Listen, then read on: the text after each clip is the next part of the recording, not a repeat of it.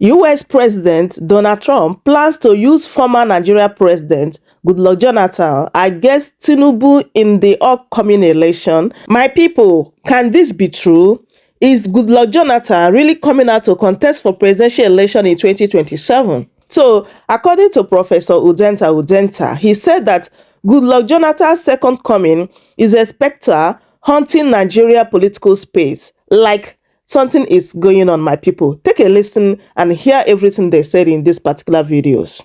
This one is very important to the I'm to tell the both opposition and ruling party these warnings. Well, Donald Trump wanted to support Jonathan. Donald Trump is planning to use Jonathan against you, Tinubu. Take it or you don't take it. Just watch out on this. It's desperate to use Jonathan. Well, nothing else God have revealed to me thereafter. Maybe Jonathan should listen or not to listen. But I'm just giving the ruling party what is ahead of them.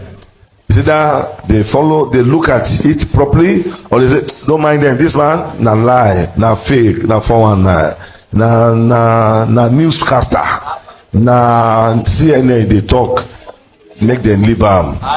Time will tell. With the year 2027 gradually approaching, various stakeholders and opposition political parties have been deliberating on possible names that can lead their campaign to unseat the ruling All Progressives Congress, APC. Lately, the reported 2027 ambition of former President GOODLUCK Jonathan has split the People's Democratic Party into two camps, with the stakeholders holding divergent positions on the issue. While some party members believe Jonathan should not contest against President Bola Ahmed Tinubu, various political pressure groups drummed up support for the ex-leader.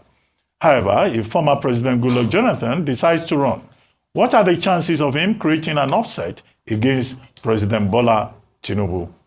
Joining us on this show to discuss this is Professor Udenta, a political strategist and a founding national secretary of the Alliance for Democracy, AD. Professor Udenta, good morning and good to see you again. Thank you for joining us. Good morning, Dr. Ruben. After an inexplicable hiatus, I once more humbly present myself before the irrepressible gang of three. And I do hope we're going to have an engaging, enlightening, and productive conversation. Okay, Prof, now, although I'm not hearing you, maybe it's a problem with the talk back here. But if you can hear me, that would be fine. I might as well just go ahead and ask you. I can hear you. I can hear you. Hear me. I can hear you very clearly. Okay. That's very, very well. What are you hearing me now? About 2027 and all these debates, conversations, permutations about whether or not President GOODLUCK Jonathan should run, and whether or not, if he decides to run, he will stand a chance against President Tinubu. Since those who are encouraging him to run are saying, oh, he's the best candidate that can get President Tinubu out of the place. He's from the south, he will only do one term, and all of that. What do you think? What do you advise? Somehow, for some reason, a specter is haunting the Nigerian political space. That specter is much more acute within the ranks of the dominant or the hegemonic power bloc. This power bloc is composed of top members of the parliament, presidential power brokers, including noisy aides of the president, distracted ministers, and lawyers with dubious agenda. That specter is Jonathan's second coming. You'll recall that precisely 10 years ago, slightly more than 10 years ago, that historic moment that former President Jonathan picked that phone and made a call to late President Buhari, then General Muhammad Buhari. I lost you one. Congratulations. Set a tone for a new direction, a new conversation about democracy and its consolidation in Africa, not just Nigeria. Became the brightest moment of the reawakening of democratic sensibilities and consciousness. 10 years down the line, as a global statesman and a leading African figure, the news is all over town that former President Jonathan may likely seek a second term, even though he has not spoken directly. That is why that's why the rank of the power brokers are frightened. And it is understandable for objective reasons why there is confusion in their ranks. I'll ask the question to, you three guys. When ministers, party leaders of the APC, and presidential spokespersons give advice to PDP, they've already branded dead. Not to feed Jonathan because of some legal consequences. It looks as if they're taking Panado for other people's headache. The critical problem is that the second term of the president is going to be a referendum. It will not be an aspirational moment in which, oh, this is what I'm going to do for the country. I'm a newcomer in the game. I'm freshly minted. 4 years is enough time for the country to assess him, to say, if you're coming back 2027, this is the scorecard. 2 years plus after the macroeconomic shocks of Naira floating and subsidy removal, the land is still ravaged by poverty and hunger and insecurity. That means if a Jonathan is to be a candidate of the opposition party, especially the PDP, he was the last president of that party, it's going to be a tall order for the president and his team to win. For the simple reason that they're going to run on your term. At that time, it's going to be a shabby, clueless, incompetent term of office. That being the case, it is better to shut down that conversation quickly, to declare the former president possibly constitutionally debarred from contesting, and then to create some sense of chaos and disorder within the ranks of his party. Now, let's talk briefly about the PDP.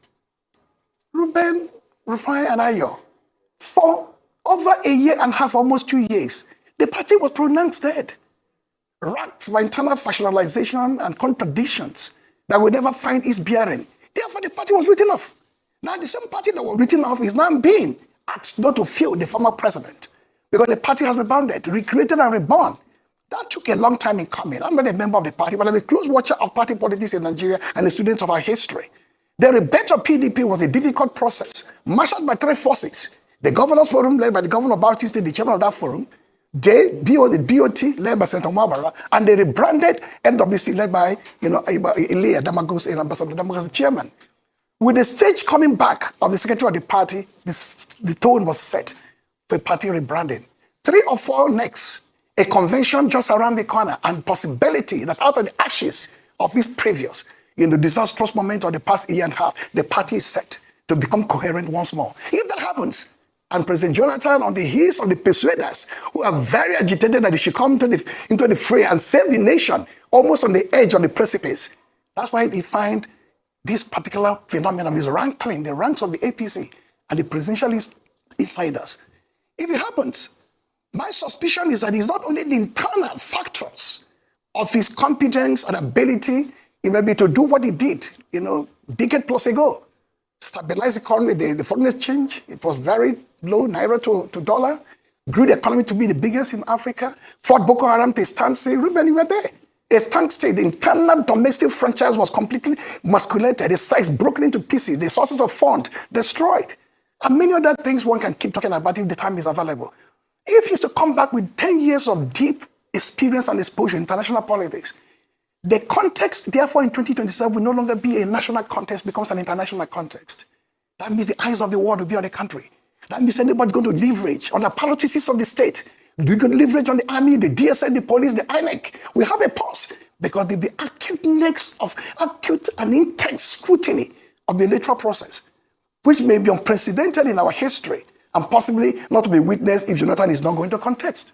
These, for me, are some of the reasons why there is visible panic in the ranks of the other side.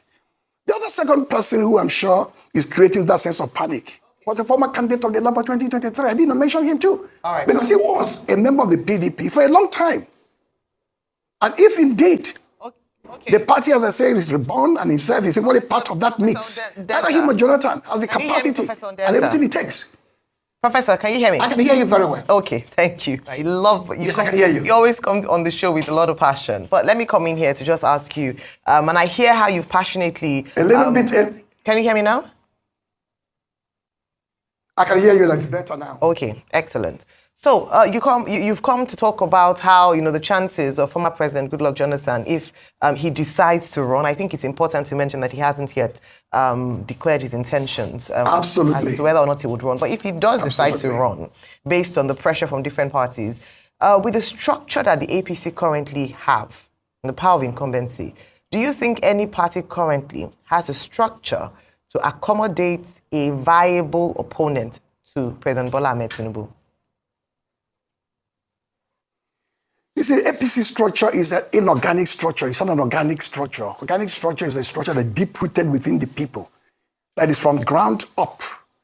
That means you take out a governor of PDP or any other party and absorb that governor into your rank. Have you absorbed the people? Have you taken the infrastructure, public support, or public anger, or discontentment? Have you taken that into consideration? We saw what happened in 2023. It was a wake-up call for APC and even PDP. When a candidate of the Labour Party, without the so-called infrastructure of support, without governors, without senators, without reps, without even local government apparatus, gave everybody a run for their money. Some even stay content, we don't know who won that election. So APC structure you're talking about is a structure that is elitist in content. It is just the top 10%, parading themselves as leaders of the parties across the country. Even PDP as a party with some difficulties over the years has enormous structure, maybe more than even APC, because it's been deeply embedded since 1998. What it needs is just something like a shot in the arm, that convention in November, and the party is roaring back. Every home, every village, every ward in the country has a PDP presence. So it's the former president who has not spoken, actually, whether he's going to contest or not. We have to take up that challenge and use that platform. There'll be, I suspect, a rush from across the other opposition parties, even from Labour, even from ADC, even those sitting on the fence, even members of the APC. And the reasons are very simple. One, you said it, Dr. Ruben, in your introduction. A guaranteed one term, which, of course, P2B has been screaming about because he knows the importance of that. 2023, Southern emerged as a president. The indication there is that a Southern will continue to 2031. That's why the PDP strategic zoning to the South, led by the Governors Forum, was a very important decision, a very important, courageous decision. But the Northerners may find it extraordinarily difficult this time around to do it. But the simple reason is that the South is already going to become a cohesive front. If you don't have a strong person like the former President Janathan or P2B to contend with Bola Tinubu, then it takes the entire South. If you have President Janathan, for example, and maybe there's no B in the ticket, the entire Southeast and South Side is gone from the APC. No doubt about it. He can put it today and they can do a town hall and bring me on board for that conversation. If P2B is going to contest and maybe former President Janathan is out of the race, the same two zones should be completely out of the reach of APC, in spite of those parading at the top. And for the North, they will settle this dispute. That's why PDP is only to the South. The North will settle this dispute. How will they settle this dispute? Anybody who has ears on the ground, who understands the tremors of politics and these tectonic shifts in the country today, will understand that it's not we heave for former President Janathan, for very good reasons. One, his liberal disposition, the fact that he considered the election easily and walked away. He grew himself into a powerful global brand, into a powerful African leader, building consensus across nations, holding election meetings and so on, and then doing monitoring and conflict resolution. And again, his record on service, far better than what we have today, even the past 8 years of Buhari. So the North will take that single decision. We want a liberal-minded president who will not hold power, who will not grab it and run, who will do it inclusive. Okay. Albeit all these points you've raised, Prof, are anecdotal. We considered the election anecdotal. Absolutely. You've not been able to empirically weigh the marginal disposition of the love based on opinion polls, so there's no weighted averages as regards that. He goes for international press conferences and looks at the election, does peace mediation. Yes, some soft power disposition, but it's not been weighted across the North. No empirical statistics to that. And that's why I say all of this, albeit anecdotal. He's liberal-minded and everything. Yeah, that's not being weighted across board in the North. So you don't have like a perception index to it. So it's very easy to say yes for the sake of emotional nostalgia. It's a proposition that will sail. But you also think quickly that the North that gave Tinubu close to over 50% of the vote in the last election will make a quick pivot because Janathan is now in the fray or considering the fray. That's number one. Number two, we act like, that the APC does not have strong footing in the North and majority of the governors will not hold to as regards the electionary process. Number three, we also act like, yes, the North understands the zeitgeist of the nation. Most of the arguments I've heard from the North is also about positioning for when power will come back to the North because we've built a very asinine system, and I must say in this country, that only feels that when power is residing with somebody from my region, I'm happy about it. And when power goes to the other region, we're just waiting for power to come back. And it's been a dichotomy, between the North and the South all this while. I want you to challenge those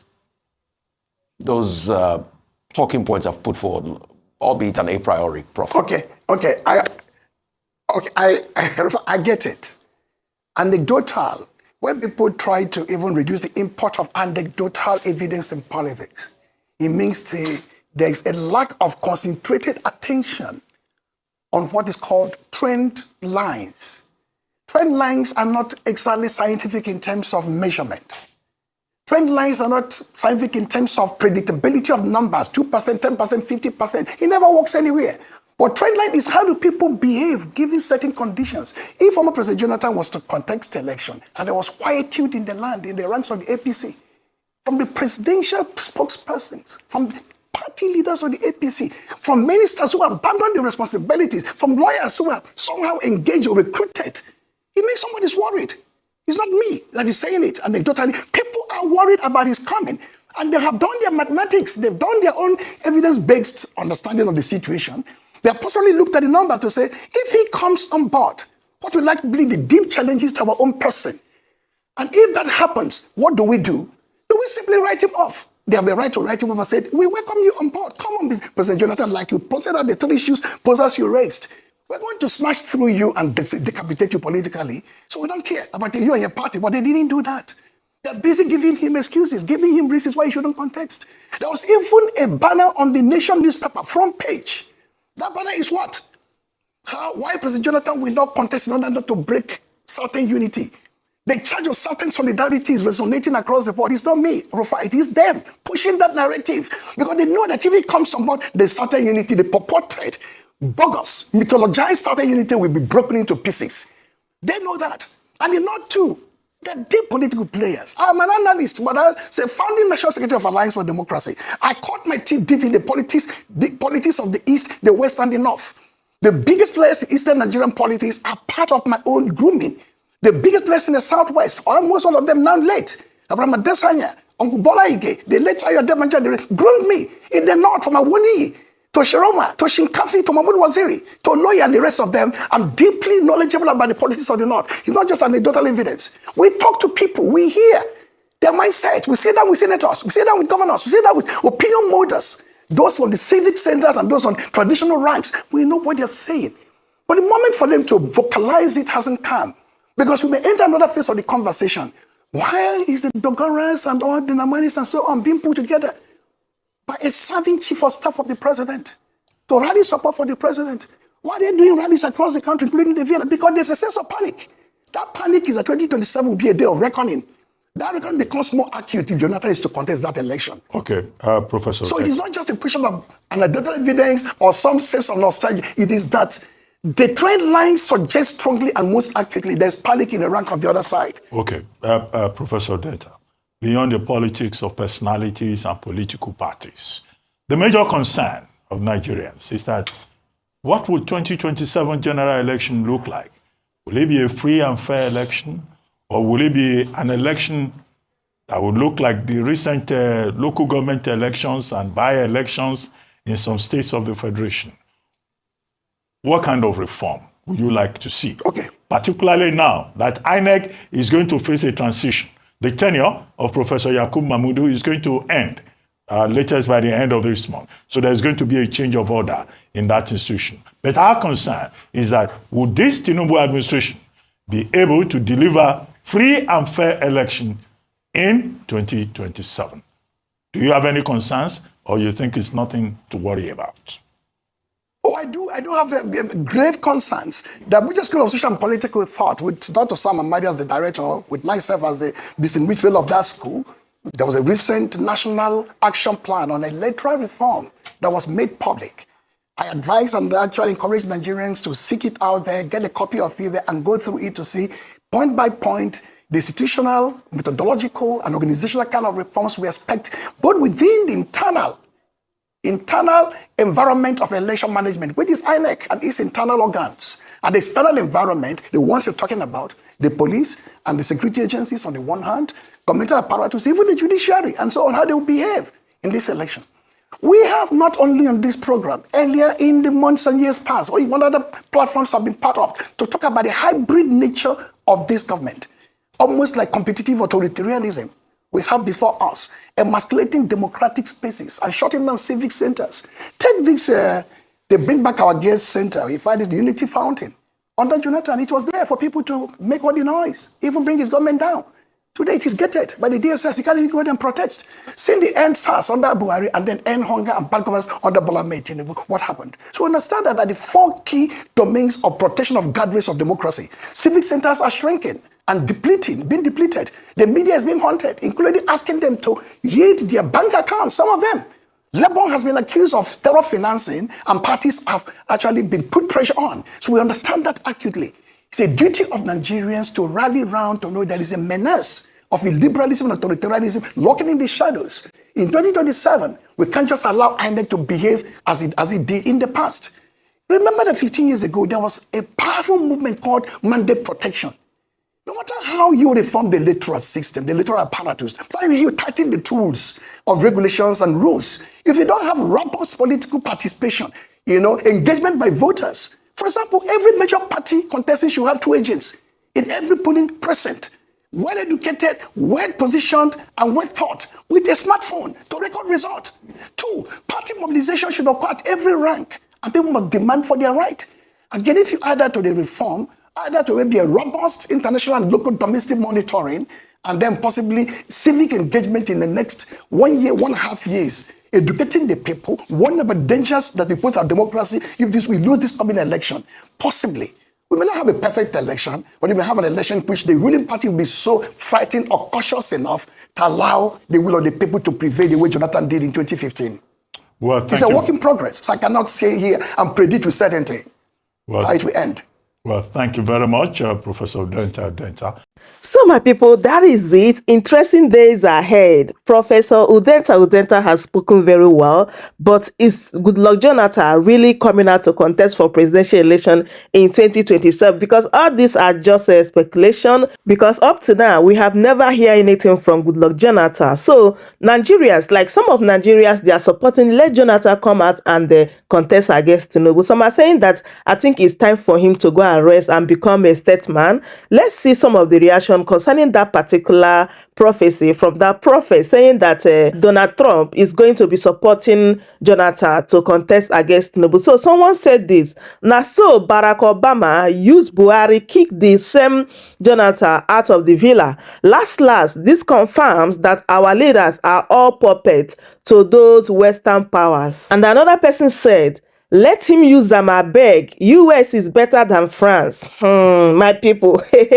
Nigerians want Tinubu to go out from that ASO Rock in any means. Like, they don't even care who is going to replace Tinubu. And that is the problem. And another person said, if this is true, then it is now that Goodluck Jonathan will demonstrate his good elder statesmanship by presenting a young, competent figure who has integrity for Trump's endorsement as the next president of Nigeria instead of Goodluck Jonathan, who has resigned from active politics. And this person said, if it is true, I wouldn't be surprised. The Nigerian government seems to be based on appointments than genuine elections. The fact that insecurity persists while bandits are being entertained at the negotiation table says it all. And another person said, whether prophecy or his imagination, either way is good. In fact, better for Nigeria and Nigerians. I don't know what else Tinubu wants to do again, having lost every opportunity to turn the situation around. And this person said,